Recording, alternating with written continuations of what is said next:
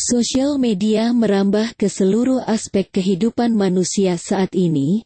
Solidaritas manusia di sosial media ternyata jauh lebih tinggi.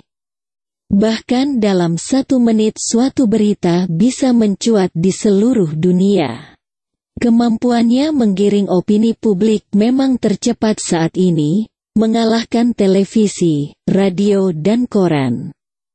Menurut laporan dari We Are Social dan Hootsuite dalam Digital 2021, menunjukkan bahwa pengguna media sosial di Indonesia tercatat ada 170 juta pada Januari tahun 2021. Menurut laporan, jumlah pengguna media sosial ini meningkat.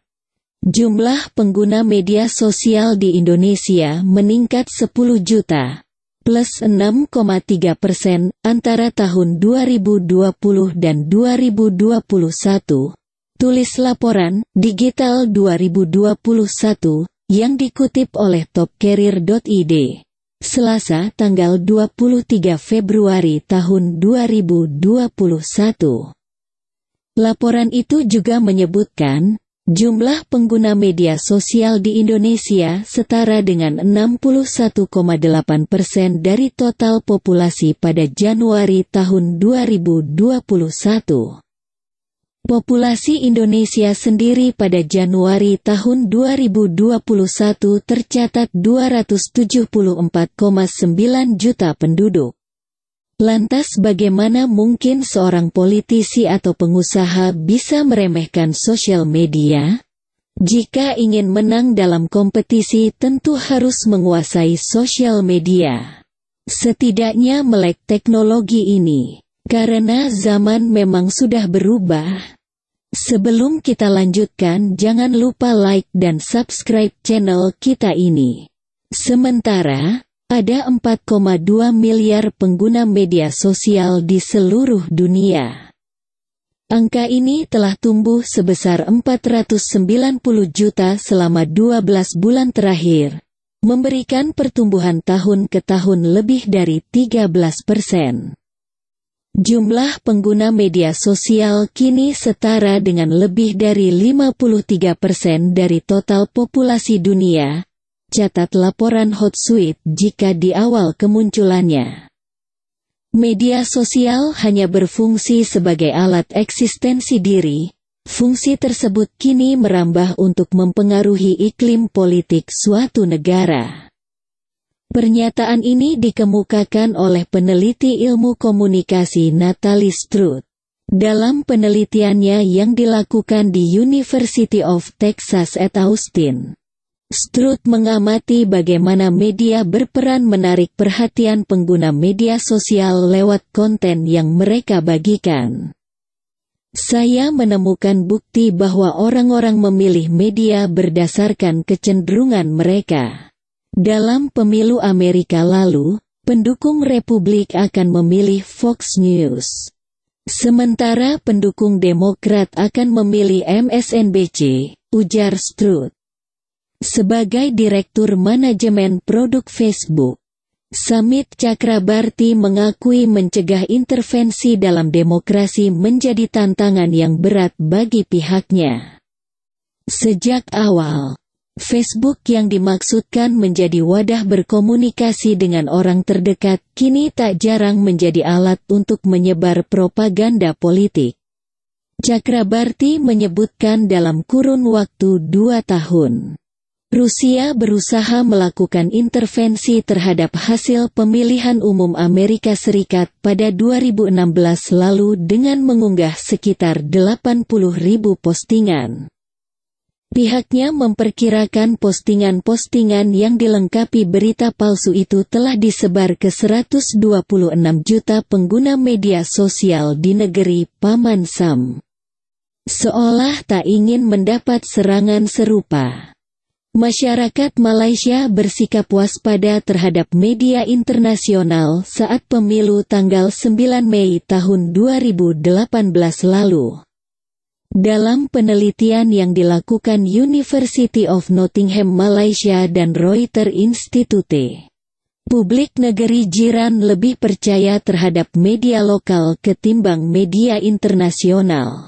Malaysia kini menjadi media yang meraih kepercayaan tertinggi dari publik, yakni 44%.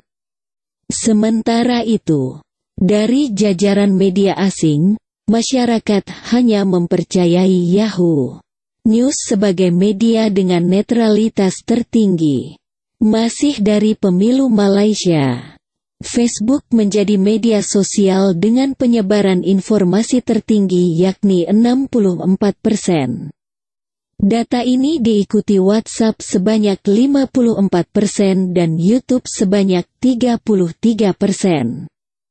Tak seperti sang kakak, Instagram hanya meraup 17% porsi penyebaran informasi.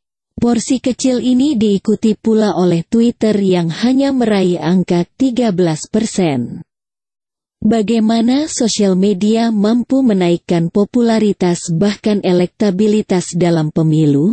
Direktur Inkrenusa, Arif RCH menyatakan bahwa di era digital ini, tokoh publik yang aktif menginformasikan profil kegiatannya ke masyarakat akan lebih disukai ketimbang yang tidak sama sekali. Hal ini disebabkan rasa ingin tahu masyarakat terhadap sosok tokoh.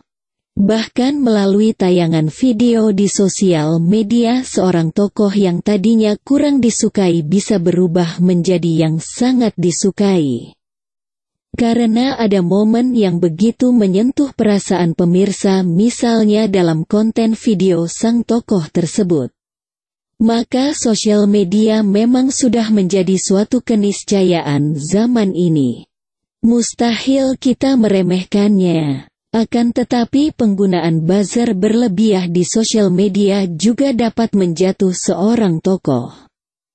Buzzer yang awalnya dibayar atau tidak dibayar untuk membela seorang tokoh justru bisa membuat tokoh yang dibela menjadi tidak disukai.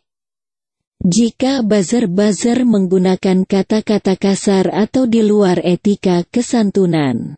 Untuk itu perlu hati-hati dan teliti jika Anda memanfaatkan buzzer di sosial media. Sikap simpatik di sosial media justru akan meningkatkan dukungan. Sehingga etika konten di sosial media memang penting menjadi perhatian semua pihak. Arif RCH juga menambahkan bahwa di sejumlah negara maju dan negara berkembang saat ini sudah maksimal memanfaatkan sosial media sebagai sarana komunikasi dan informasi. Dan bahkan mengumpulkan komunitas pendukung sebuah program. Sosial media akan menjadi efektif jika dimanfaatkan jauh-jauh hari. Jadi bukan dadakan saat pemilu saja. Sosial media mampu mengangkat nama partai baru yang tadinya tidak dikenal menjadi sangat dikenal luas. Sosial media juga mampu menjadi sarana kampanye profil seorang calon kepala negara atau calon kepala daerah. Arif RCH juga memperkenalkan teknologi baru yang berkaitan dengan sosialisasi dan kampanye digital, memanfaatkan big data advertising langsung ke seluler penduduk, memanfaatkan kemampuan sebaran iklan, big data dan juga sosial media. Teknologi ini ampuh membantu menyapa masyarakat di daerah pemilihan saat pemilu. Bahkan teknologi Amerika ini mampu mengklaster berdasarkan usia dan jenis kelamin sebagai target audiensnya. Sosial media bahkan menjadi bagian penting sosialisasi dan kampanye ke masyarakat. Bahkan kompetisi bisnis asuransi dan perbankan di Amerika dan Eropa juga memanfaatkan keunggulan sosial media. Pertandingan tinju akan mendapatkan jumlah penonton jutaan sedunia hanya gara-gara kampanye yang rutin dan intens setiap hari jauh sebelum acara pertandingan digelar. Begitu pula pertandingan basket, bola kaki dan sebagainya. Sosial media juga menjadi sarana efektif bagi tokoh agama. Banyak ustadz, pendeta, biksu, pastor dan sebagainya menjadi sangat terkenal karena rajin memposting khutbah dan pidato mereka di sosial media. Hal itu mendekatkan jamaah mereka kepada tokoh agama tersebut. Maka mustahil zaman ini manusia meremehkan sosial media. Justru sosial medialah saat ini yang efektif menggantikan peran televisi, radio dan koran. Sekali lagi zaman memang sudah berubah. Jika Anda tidak memanfaatkannya secara baik dan benar maka siap-siap untuk kalah dan digilas oleh roda zaman. Terutama saat ini sudah muncul teknologi Big Data yang mampu menganalisis data percakapan di sosial media. Tingkat kesukaan dan dukungan publik pada suatu produk atau pada seorang tokoh politik bisa diketahui dengan menggunakan Big Data. Teknologi Big Data ini lahir karena tumbuh pesatnya sosial media di seluruh dunia. Dalam pemilu Amerika dan Rusia misalnya, sosial media digunakan secara masif untuk kemenangan pemilu. Bahkan Big Data dimanfaatkan untuk mengetahui tingkat elektabilitas, kesukaan publik, dukungan masyarakat di suatu provinsi atau negara bagian. Algoritma sosial media yang berkembang menjadi simpul teknologi Big Data pada sosial media menjadikan dunia begitu sangat cepat dan mudah dijangkau. Maka tidak salah seorang bijak mengatakan, siapa yang menguasai teknologi informasi maka dia akan menguasai dunia. Demikianlah pemaparan kami tentang sosial media ini. Semoga bermanfaat. Manfaatkan dan gunakan sosial media secara baik dan benar.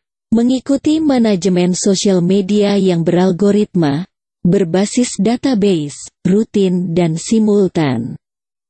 Maka dengan program yang baik itu Anda akan merasakan peningkatan daya saing Anda di bidang apapun. Jangan lupa tekan tombol like dan subscribe channel kita ini. Terima kasih sudah menonton.